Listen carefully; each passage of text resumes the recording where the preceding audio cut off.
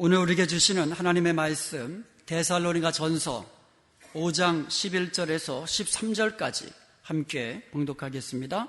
그러므로 피차 권면하고 서로 덕을 세우기를 너희가 하는 것 같이 하라. 형제들아, 우리가 너희에게 구하노니 너희 가운데서 수고하고 주 안에서 너희를 다스리며 고난하는 자들을 너희가 알고 그들의 역사로 말미암아 사랑 안에서 가장 귀히 여기며 너희끼리 화목하라. 아멘. 한 중년 부부가 예루살렘을 여행하다가 그만 부인이 죽었습니다. 그래서 장례를 어떻게 할 것인가 문의하니까 두 가지 방법이 있다 그래요. 시신을 미국으로 모셔가서 미국에서 장례를 치르면 무려 한 $50,000가 든다고 합니다. 그런데 그냥 예루살렘 그 현지에서 화장을 하면 $2,000도 채 안 든다고 합니다. 그랬더니 그 남자가 두 번 생각도 하지도 않고 미국으로 데리고 가겠습니다. 그러니까 상담하는 그분이 부인에 대한 사랑이 참 깊군요. 그랬더니 그 남자가 하는 말이 예수님이 예루살렘에서 다시 살아나셨는데 여기서 장례하다가 다시 살아나면 어떻게 합니까? 우리 주님 다시 오시는 재림의 날에는 주 안에서 먼저 자는 자들이 부활하여서 영광스러운 몸으로 부활하고 살아서 주님 다시 오심을 맞이하는 성도들은 호련히 영광스러운 몸으로 변하게 될 줄로 믿습니다. 그렇다면 우리는 그때까지 우리 성도들은 어떻게 살아야 할까요? 우리 성도들이 주님 다시 오시는 그날까지 어떻게 살아야 되는지 오늘 본문에서 결론적으로 말씀해 주고 있습니다. 11절에 보니까는 그러므로라고 시작을 합니다. 그러므로 결론적인 말입니다. 여태까지 주님의 재림의 날은 정확한 그때는 아무도 알지 못한다. 그렇기 때문에 깨어서 정신을 차리고 믿음과 소망과 사랑을 가지고 영적으로 날마다 강하게 하여서 무장하여서 주님의 다시 오심을 기다리며 살자. 주님 다시 오실 때에 흠없는 자로 거룩하게 설 수 있도록 그렇게 살자라고 권면하면서 그러므로 마지막 결론적인 권면의 말이 시작되는 겁니다. 그 내용이 뭡니까? 피차 권면하고 서로 덕을 세우기를 너희가 하는 것 같이 하라. 피차 권면하라. 이렇게 시작을 합니다. 여러분 데살로니가 전서 4장을 보면 주님 다시 오시는 날에 대해서 이야기를 하다가 그 마지막 4장 마지막 절에 가서는 그러므로 이 여러 말로 서로 위로하라 이렇게 끝을 맺었어요. 종말의 때를 살아가는 성도들은요 서로 위로하면서 격려하면서 살라는 말씀이에요. 우리 교회 공동체는요 주님의 몸인 공동체는요 주님의 재림을 바라보면서 서로 위로하면서 서로 눈물을 씻겨주면서 서로 보듬어주면서 그렇게 격려하면서 그렇게 살아야 하는 공동체라는 말씀이에요. 4장에서도 그렇게 끝났어요. 그리고 5장에서도 주님의 다시 오심에 대해서 이야기하다가 그러므로 결론적인 말씀으로 이야기하는데 서로 피차간에 권면하라. 여기서 권면하다라는 말의 헬라어는요 파라칼레이테라고 합니다. 이 말은 위로하다, 격려하다, 용기를 북돋아주다 이런 의미를 가지고 있어요. 그래서 영어 킹 제임스 버전에서는요 comfort라고 번역을 했고요 NIV 성경에서는요 encourage라는 말로 번역을 했습니다. 위로해주라, 격려해주라 이런 뜻이지요. 우리가 살아가고 있는 이 종말의 때는요 사탄의 시험이 많은 세상이에요. 그리고 이 세상엔 쾌락이 얼마나 많습니까? 그래서 이 세상은 여러 가지 각종 쾌락으로 성도들을 넘어뜨리려고 유혹을 합니다. 그리고요 이 사람은요 죄된 정욕을 가지고 있어요. 그래서 연약합니다. 그러므로 우리는요 이러한 세상에 살아가면서 우리는 연약하지요. 사탄은 자꾸 우리를 시험하지요. 세상에 보는 것은 전부 다 우리를 넘어뜨리려고 쾌락으로 이끌어가는 것이지요. 이러한 때에 살아가는 우리들은 서로 위로하고 격려해 나가야 된다는 말씀에 그래야 이길 수 있다는 겁니다. 그래야 믿음을 지킬 수 있다는 말씀이에요. 히브리서 10장 24절과 25절에 보면 서로 돌아보아 선행과 사랑을 격려하라고 말하고 있습니다. 모이기를 패하는 어떤 사람들의 습관과 같이 하지 말고 오직 권하여서 그날이 가까움을 볼수록 더욱 그리하라고 말씀하고 있습니다. 우리는 서로 돌아보아야만 합니다. 우리 주위에 무너져 내리는 성도가 있습니까? 슬퍼하는 성도가 있습니까? 고난 중에 우리의 위로의 손길이 필요한 성도들이 있습니까? 그런 가정이 있습니까? 서로 돌아보아야 돼요. 서로 돌아보아야 됩니다. 우리가 서로에게 관심을 가지고 돌아봄으로써 서로가 위로자가 되고 격려자가 되어야 될 줄로 믿습니다. 14절에 보면 그런 실제적인 예가 나오는데요. 또 형제들아 너희를 권면하노니 규모 없는 자들을 권계하며 마음이 약한 자들을 안위하고 힘이 없는 자들을 붙들어주라고 말하고 있습니다.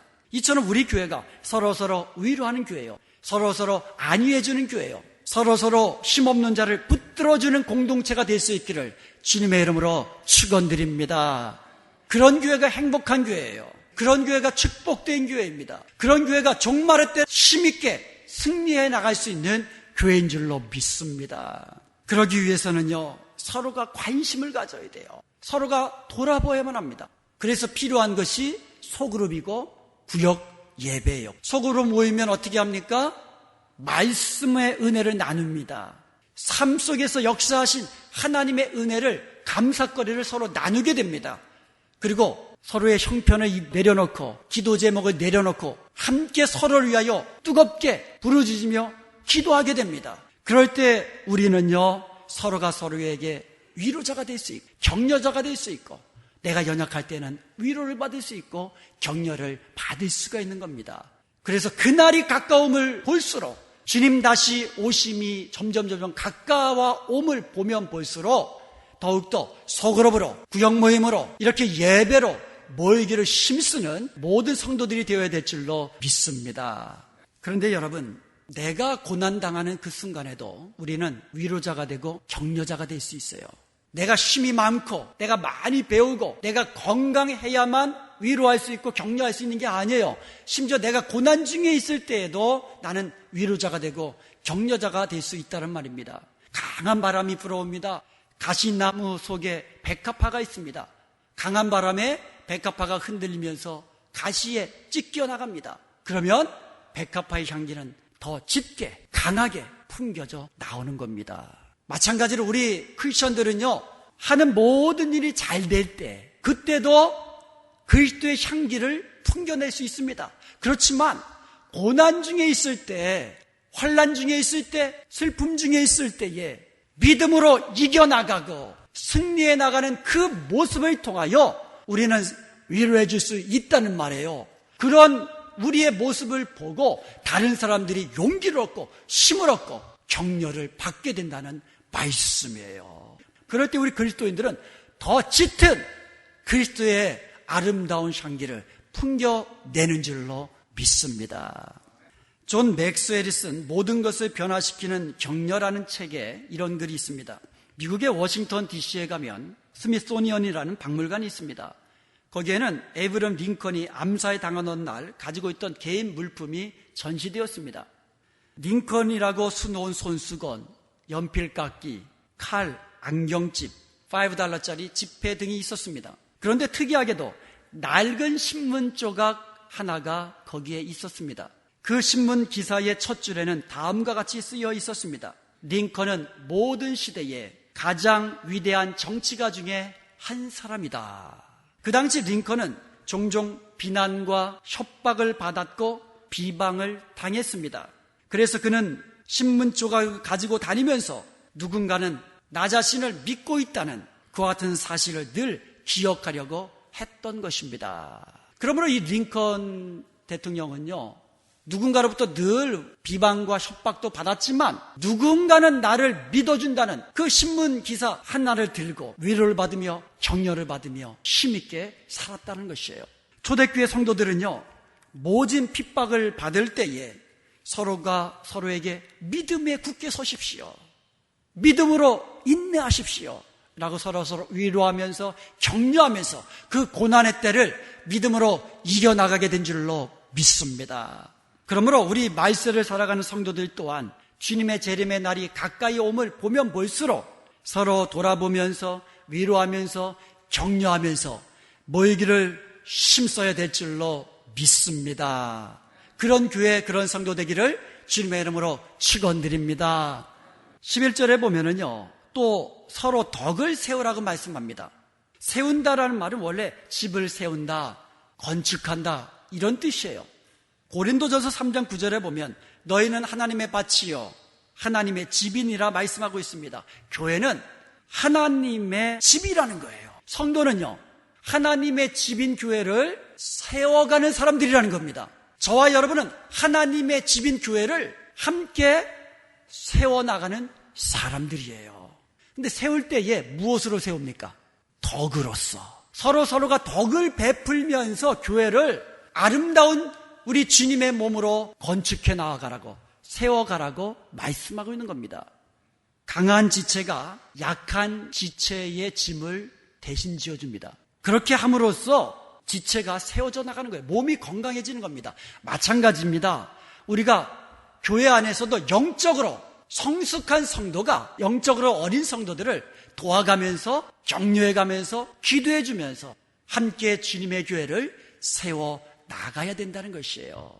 덕을 베풀어야 돼요. 베풀어야 주님의 몸된 교회가 튼튼하게 세워질 수 있는 겁니다. 제 이름이 좀 어려워요. 발음하기가. 전부 다 동그라미가 하나도 없어요. 이 이응이 있어야 부드럽거든요. 그런데 제 이름은 전부 다 기역 아니면 디귿 아니면 곽, 덕, 끝 아주 불편해요. 발음하기가. 그런데 이게 특이하다 보니까 사람들이 잘 안 잊어버려요. 그리고 주소록에 보면 전부 다 기역부터 시작하기 때문에 맨 앞에 있어요. 강씨 다음에 곽씨예요. 그래서 항상 전면에 있어갖고 제 이름은 제 신학교 다닐 때 친구들이요, 제 이름을 잘 기억합니다. 물론 얼굴도 잘생겼고 공부도 잘했기 때문에도 하지만 저희 아버님이요, 제 이름을 참 잘 지어주신 것 같아요. 참 감사합니다. 왜냐하면 이 덕이 덕덕자예요. 그리고 근이 근본본자입니다. 덕의 근원이라고. 그래서 저는요, 제 이름을 생각할 때마다 맨날 덕구나 할 때마다 나는 덕을 베푸며 살아야지. 그래서 덕을 베푸며 살려고 노력하고 있습니다. 그리고 이 덕자가요, 큰 덕자예요. 그리고 근자가 뿌리 근자입니다. 큰 뿌리예요, 제가. 근데 곽씨가요, 성곽이에요. 성으로 둘러싸여 있는 큰 뿌리다. 믿음 뿌리 내리고. 그래서 제가 웬만한 이 강한 바람에요, 물론 흔들리긴 하죠. 그렇지만 뿌리가 깊기 때문에, 튼튼하기 때문에 뿌리채 뽑히진 않습니다. 제가 믿음의 강단이 좀 있습니다. 그래서 여러분, 우리 이름에 걸맞게 살아야 돼요. 성경에 보면 우리를 성도라고 해요. 크리스천이라고 불러줍니다. 성도, 크리스천이라는 이 이름에 걸맞게 우리는 이 땅에서 믿음을 지키며 거룩하게 서로 거룩한 행실로 덕을 베푸면서 주님의 아름다운 모습을 본받아 가면서 살아가야 될 줄로 믿습니다. 데살로니가 교회가 그렇게 덕을 베풀면서 서로 권면하면서 위로하며 격려하며 교인들이 살았듯이 우리 은혜화평강교회 모든 성도들도 서로 위로하고 격려하면서 덕을 베풀면서 행복한 교회, 축복된 교회 만들어갈 수 있기를 주님의 이름으로 축원드립니다. 주님의 재림을 소망하면서 종말의 때를 살아가는 우리 성도들은 또한 어떻게 살아야 할까요? 오늘 성경에 보니까 교회에서 영적 지도자와 올바른 관계를 맺어야 한다고 말하고 있습니다. 카네기 연구소의 조사에 의하면 성공한 사람들을 통계적으로 보니까 85%가 좋은 인간관계를 맺고 사는 사람이라는 것을 알아냈습니다. 인간관계에 실패하면요, 성공적인 삶을 살 수가 없습니다. 개인적인 삶에 있어서도 인간관계가 이렇게 중요하다는 것이죠. 마찬가지로 교회 공동체도 마찬가지입니다. 축복된 공동체, 행복한 교회 공동체를 만들어가기 위해서는요, 좋은 인간관계를 누리며 살아야 한다는 거예요. 그 중에 제일이 목회자와의 관계예요. 교회의 영적인 지도자와 좋은 인간관계를 맺으며 살 때에 교회 생활을 행복하고 축복된 생활을 할 수 있다는 것이에요. 한국교회의 한 기관에서 리서치를 했습니다. 교회 생활이 굉장히 불편하다. 이런 사람 가운데 100명을 뽑았어요. 그래가지고 교회 생활이 불행하다고 느끼는 이유가 뭡니까? 라고 질문했더니 그 중에 76명이 목회자와 관계가 불편하기 때문입니다. 이런 대답을 했다고 합니다. 말씀을 전하는 목사와 관계가 불편하면 예배 때도 은혜가 됩니까? 말씀을 들어도 은혜가 됩니까? 아무리 좋은 얘기해도 나 잘해라. 반대로 목회자와 관계가 좋으면 어떤 현상이 일어난다는 겁니까? 행복하게 교회 생활을 할 수 있다는 거예요. 교회 생활을 하다 보면요, 이런 시험도 당할 수 있고 저런 시험도 당할 수 있고 여러 가지 시험을 당할 수가 있지만 목회자와 관계만 좋으면 그래도 행복하게 축복된 교회 생활을 할 수 있다라는 거예요. 그렇다면 목회자와 어떻게 좋은 관계를 맺어나갈 수 있을까? 오늘 성경에서 그 방법을 알려주고 있어요. 12절에 보니까는요, 형제들아 우리가 너희에게 구하노니 너희 가운데서 수고하고 주 안에서 너희를 다스리는 권하는 자들을 너희가 알고. 첫째로 뭐라고 말해요? 너희 가운데서 수고하고 너희들을 다스리면서 권하는 목회자를 알라고 말하고 있어요. 여기서 안다라는 말, 이 안다라는 말은요, 그 의미가 안다라는 의미 이외에도 존경한다, respect, 감사한다, appreciate, 이런 의미를 가지고 있어요. 그래서 영어 성경에서는요, 킹 제임스 버전에서는 know라고, 안다라고 번역을 했고요, NIV 성경에서는 respect라고 번역을 했고요, NASB 성경에서는 appreciate이라고 번역해 놓았습니다. 그만큼 다양한 의미를 가지고 있다는 겁니다. 목회자를 알라. 목회자들이 얼마나 성도들을 위하여서 말씀과 기도로서 성도들이 어떻게 하면 하나님은 주님을 닮은 그와 같은 성도 크리스천의 모습으로 살아갈 수 있을까? 이것을 위하여 불철주야 애쓰고 수고하는 목회자를 알라라는 겁니다. 그리고 목회자는요, 주 안에서 너희를 다스리는 자라고 그랬어요. 다스리는 자. 그래서 목회자는 주 안에서 너희를 다스리는 하나님의 종인 것을 알라라고 말씀하고 있는 겁니다. 목회자는 종인데요, 하나님의 종이에요. 인간의 종 아닙니다. 그런데 하나님께서 목회자를 종으로 삼으셨는데 성도들을 섬기라고, 말씀과 기도로 성도들을 섬기라고 세우신 종이에요. 그러니까 저는요, 여러분을 섬기는 자입니다. 여러분의 종은 아니에요. 종처럼 부리려고 하지 마세요. 하나님의 종입니다. 그런데 여러분을 섬기는데 말씀과 기도로 여러분을 섬기는 거예요. 그렇게 하라고 저는 하나님께 부름받은 종이라는 겁니다. 그것을 알라는 거예요. 그래서 교회를 다스리는 자라고 이야기하고 있어요. 리더입니다. 영적인 리더입니다. 그래서 여러 가지 의견이 막 분분할 때는 결국 한 사람이 결론을 내야 될 수밖에 없을 때는 기도하면서 결론을 내리는 리더인 목사의 말에 순종해야 된다는 거예요. 그런 교회가 축복된 교회고 은혜로운 교회라는 겁니다. 두 번째로 감사라고 했거든요. 안다라는 말은 감사하다는 뜻이거든요. 목회자의 수고와 섬김을 당연한 것으로 여겨서는 안 된다는 거죠. 감사할 줄 알아야 된다는 겁니다. 그래서 여러분, 저는요, 우리 성도님들이 봉사하시잖아요. 저는 그 봉사를 당연하게 여기지 않습니다. 그래서 항상 저는 뭐라고 합니까? 감사합니다. 수고하셨습니다. 제가 그렇게 얘기 안 합니까? 저도 여러분의 섬김과 헌신 당연한 것으로 보지 않습니다. 감사한 거예요. 마찬가지로 목회자의 수고와 눈물과 헌신을 당연한 것으로 보지 마시고 감사라는 말씀이에요. 그리고 또 뭐라고 합니까? 존경하라고 이야기를 하고 있습니다. 하나님의 말씀을 맡은 자로서 하나님의 말씀을 전해주는 목사의 그 가치를 알라는 겁니다. 그리고 존경하라는 겁니다. 분쟁 중에 있는 교회들은요, 성도들의 자기 담임 목사를 부르는 호칭을 보면 가보지 않아도 그 교회 분위기를 알 수 있어요. 우리 교회 목사님으로 부르지 않아요. 그런 교회 가면 이 목사, 저 목사 이렇게 불러요. 참고로 저는 무슨 목사예요? 따라해보세요. 우리 목사. 그래서요, 우리 성도님들이 다른 곳에서 우리 목사님 하는 그 호칭 하나만 봐도 다른 사람들이 우리 교회의 분위기, 영적인 상태를 알게 되는 거예요. 여러분, 우리가요, 신앙생활을 하면서 목회자와 관계가 좋으면 행복한 교회 생활을 할 수 있다고 그랬는데, 그 두 번째 방법이 목회자를 가장 귀하게 여기라고 이야기하고 있어요. 제 말이 아니고요, 13절의 말씀입니다. 저의 역사로 말미암아 사랑 안에서 가장 귀히 여기라고 말씀하고 있어요. 가장 귀히 여기라. 감사하게도 우리 교회 성도님들은요, 제가 좀 부족해도 아주 귀하게 여겨주세요. 맞습니까? 그리고 제가 설교가 좀 부족해도 제 설교를 최고로 여겨주시는 분들이 많습니다. 맞습니까? 그래서 저는 감사해요. 그런데요, 목사가요, 말을 잘하고 목소리도 좋고 얼굴도 핸섬하고 이것을 얼짱이라고 이야기합니다. 몸매도 좋고 이것을 몸짱이라고 이야기합니다. 그렇기 때문에 가장 귀하게 여기라고 성경은 이야기하지 않습니다.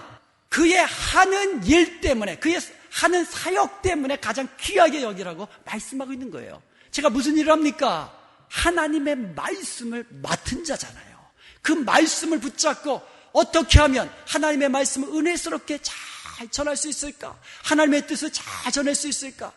이것을 고민하며 기도하며 전해주는 그 일로 인해서 우리 성도들을, 그 여러분의 영혼을 마치 내가 주님 앞에 섰을 때에 내가 결산할 자인 것처럼 그렇게 애타게 기도하면서 눈물 뿌리는 그 목회자의 그 사역으로 인해서 가장 귀하게 여기라는 말씀이에요. 저는 설교 준비가 아주 늦게 끝나요. 언제까지 준비하느냐 하면요, 설교하기 직전까지 설교를 준비합니다. 이 말이 뭐냐 하면 고치고 또 고치고 읽어보고 기도하고 그래도 마음에 안 들면 다시 하고 밤새도록 새벽같이 하고 그래도 마음에 안 드는 부분이 있으면 제 방에서 또 고쳐서 나옵니다. 왜요? 가장 은혜스럽고 최고의 설교를 여러분에게 드리고 싶어서 그렇게 하는 겁니다. 그런 것으로 인해서 가장 귀하게 여기라는 말이에요. 그리고 또 사랑 안에서 가장 귀하게 여기라 그랬어요. 여러분, 가까이서 저를 보다 보면 좀 부족한 면이 보이면 어떻게 하라는 겁니다. 사랑으로 품어주고 이해해주고 기도해주고 더 기도해주고, 그래서 제가 좀 부족하고 연약한 모습이 보이면 더 기도해줘라는 하나님의 음성으로 알고 더 기도해 주시기 바랍니다.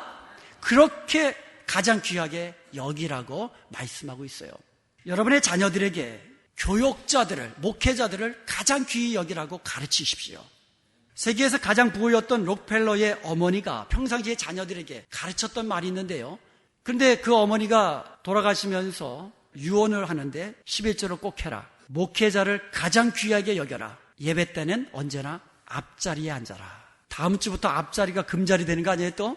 우리가요, 자녀들에게 가르치셔야 돼요. 말씀을 전하는 자녀들의 영적인 리더들을 가장 귀하게 여기라. 가르치셔야 돼요. 그리고 너에게 있어서 가장 좋은 것으로 함께 나누라고. 슬플 때만, 아플 때만 함께 하는 것이 아니라 가장 기쁜 최고의 순간에도 가장 좋은 것으로도 함께 나누라고.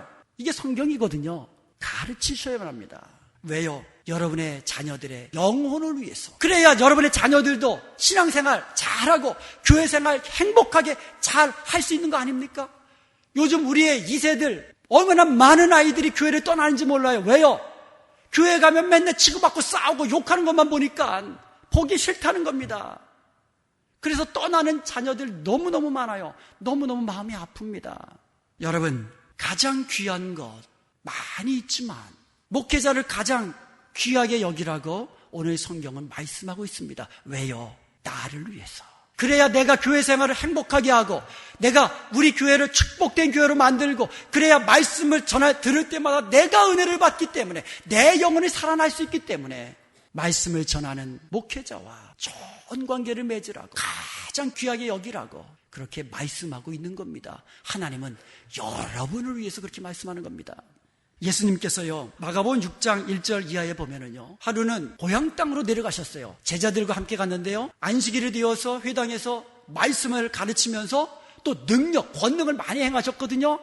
그런데 그것을 듣고 본 많은 사람들이 저 사람 저거 목수의 아들 아냐? 하면서 비방했다고 그랬어요. 배척했다고 그랬습니다. 그때 예수님께서 뭐라고 말씀하셨냐면 선지자가 자기 고향과 자기 친척과 자기 집 위에서는 존경을 받지 못함이 없다고 말하고 있습니다. 다시 말하면 고향집 아니면 자기 친척집 아니면 어디서든지 존경받는다는 뜻이에요. 그러면서 하는 말이 거기서는 고향 땅 나사렛에서는 아무 권능도 행하실 수 없어 다만 소수의 병인에게 안수하여 고치실 뿐이었다라고 말하고 있습니다. 여러분, 아무 권능도 행하지 않으셨다라고 기록되어 있는데 He could not do anything이라고 그랬어요. Any miracles라고 했거든요. 예수님이 하지 않으셨다라는 의지가 아니고 하실 수 없었다라고 얘기하고 있어요. 권능으로. 이게 참 이상하지 않아요? 예수님과 같은 능력이 많으신 그분이, 창조주의 권능을 가신 분이 권능을 베푸지 않으신 것이 아니라 권능을 베푸실 수 없었다라고 기록하고 있어요. 왜 그렇습니까? 존경하지 않으니까. 예수님을 목수의 아들로, 가난한 목수의 아들로만 그냥 생각하고 존경하지 않으니까 그 말에 은혜로, 아무리 은혜로운 말을 해도 목수의 아들인데 참 잘하네. 이렇게 되는 거예요. 여러분, 핵심 단어가 존경이에요. 예수님을 존경하는 마음으로 바라보지 않으니까 아무리 은혜스러운 말도 아무리 능력이 많은 것을 베풀어도 믿기는커녕 오히려 배척하게 되는 결과를 맺게 되었다는 겁니다. 예수님도 그러셨는데 하물며 여러분, 담임 목사를 존중하지 않고 존경하지 않는데 어떻게 은혜를 받고 어떻게 거기서 기도 응답을 받을 생각을 합니까? 예수님도 그렇게 하실 수 없다고 그랬는데 저는 더 못하지요. 그러므로 여러분, 성경의 말씀은 바로 여러분의 영혼을 위해서 그런 겁니다. 여러분의 영혼을 위해서 말씀을 증거하는 목회자와 늘 가까이 하고 존경해주고 그리고 위로해주고 서로서로 위로해주고 좋은 것도 함께하고 이와 같은 아름다운 관계를 누리며 살 수 있기를, 그래서 행복한 교회를 만들어갈 수 있기를 간절히 소원드립니다. 여러분, 중이 자기 머리를 못 깎는다 그러잖아요. 그래서 저는 오늘 제 머리를 깎았습니다. 저는 중이 아니기 때문에 깎았어요. 왜냐하면 하나님의 말씀이기 때문에. 우리 교회가 더욱 행복한 공동체, 축복된 공동체가 되어서 우리 주님 다시 오실 때에 우리 모두가 그 앞에서 서로가 자랑이 되고 서로가 면류관이 될 수 있기를 간절히 축원드립니다. 그러기 위해서 우리 서로 위로하고 격려하는 공동체가 되십시다. 서로서로 덕을 베풀어주는 그런 공동체가 되십시다.